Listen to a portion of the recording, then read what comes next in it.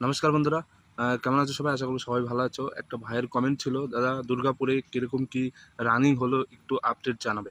দেখো দুর্গাপুরে যাদের ফিজিক্যাল টেস্ট ছিল, বেশিরভাগ ক্যান্ডিডেট কিন্তু হাইটে বাদ দিয়েছে, ঠিক আছে?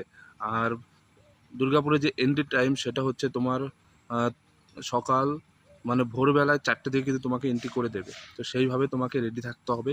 আগের দিন গিয়ে তোমাকে কিন্তু নাইটে হল্ট করতে হবে, ঠিক আছে? ভোরবেলা তোমার কিন্তু এন্ট্রি হয়ে যাবে।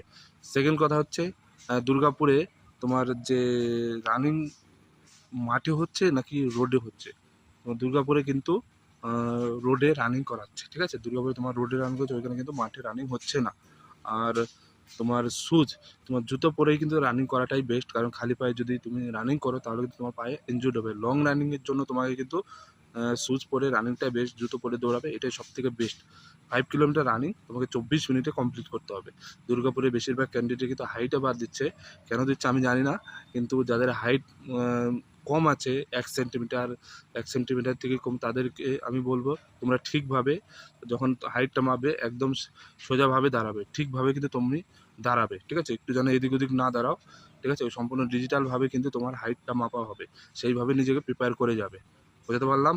যাদের যাদের ফিজিক্যাল সামনে আছে তোমরা ঠিকভাবে প্রিপারেশন নাও, কীভাবে রানিং করবে, কীভাবে তোমার হাইটটা মাপবে, চেস্ট মাপবে। অনেক ক্যান্ডিডেট কিন্তু চেস্টও বাদ পড়ে যাচ্ছে।